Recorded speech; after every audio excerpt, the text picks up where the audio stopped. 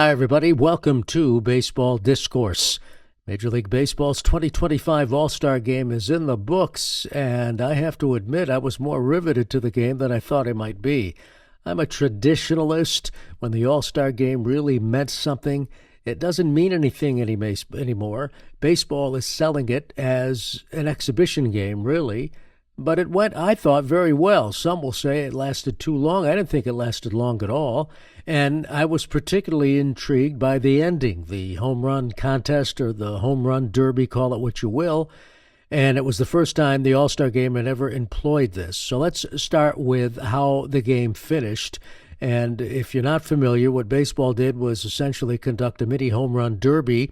Game ended up tied after 9 innings following a great American League comeback. Remember, the National League had a 6-0 lead in this game, and the American League came back and tied the game 6-6. So that meant, in the case of the American League, manager Aaron Boone had to pick 3 sluggers, and manager Dave Roberts had to pick 3 sluggers, and they would have a mini home run derby by alternating hitters. The first hitter would be from the American League because the American League was the visiting team.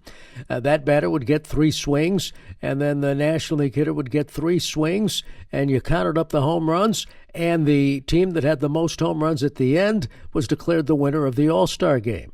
And as it turned out, the National League was trailing 3-2 when Kyle Schwarber came up, the Philadelphia Phillies slugger. He was the second of 3 sluggers used by the National League, and he got 3 swings. All were home runs. The National League took a 4-3 lead. The American League could not muster 1 home run with its third batter, and so the National League didn't need to bat for a third time.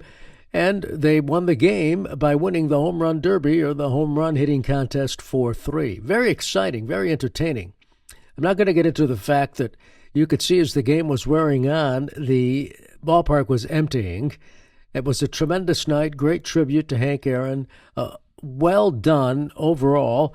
One of the reasons the game was longer, incidentally, was the commercial breaks were longer. Baseball, of course, selling the All-Star Game at a significant price, and so Fox, in this case, had to recoup some of its money by selling advertising. That's the way it works.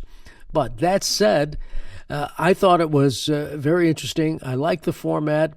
You know, as I said, they used to play for keeps back in the day, and they weren't rotating these players in and out. My goodness, back in the old days, the starting pitcher would go 3 innings, and now they're changing pitchers in the middle of an inning. But that's the way baseball is played in 2025. So live with it or go find another sport. Like I said, I actually like the format. But there's conversation out there. Maybe baseball will go to this home run hitting contest rather than starting with a runner at second base should the game go extra innings in the future. It's not happening. It's a great conversation piece, and on some of Sports Talk Radio, that was the conversation. Maybe baseball will go to this to break a tie rather than continuing the game but starting each inning with a runner at second base when it goes extras. No way. As a matter of fact, I'm hoping that baseball goes back to the other way and starts an inning with a runner at first base. A lot of or with no runners on base, actually. Or, as some have said, start an inning with a runner at first base, and as the extra innings progress, have an inning start with a runner at second base, so forth and so on. No. Go back to the old way with you go into extra innings and there's nobody on base. That's the way it should be. And the other rule I would like to see reversed is you bring a pitcher in and you should not have that pitcher then be forced to face a minimum of 3 batters. No way. I mean, you've got to be able to employ your best in certain situations. Now, if you want to control the roster with the number of pitchers that are on a roster to avoid these constant pitching changes in a ball game, I understand that. You could do that.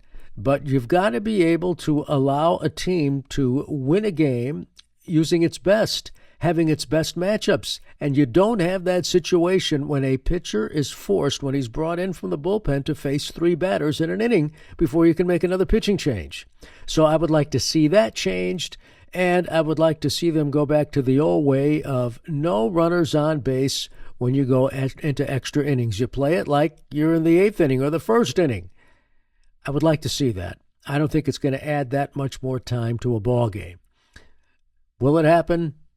I don't think it will. But I'm telling you what will not happen. You will not see in a regular season game, and certainly not in a playoff game, you will not see a ball game end if it goes extra innings with a home run hitting contest. As much fun as that was to watch. And like I said, I really enjoyed it.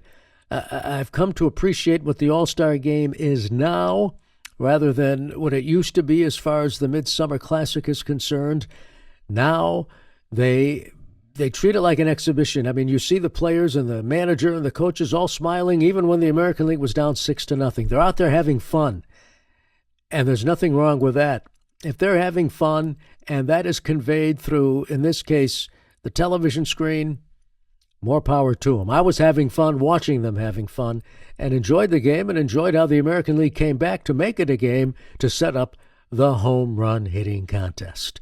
What say you? I'd be looking forward to your comments. If you'd please put them in the spot below, I would appreciate that, like your input on how everything went. That's going to do it for Baseball Discourse. Thanks for subscribing to the channel.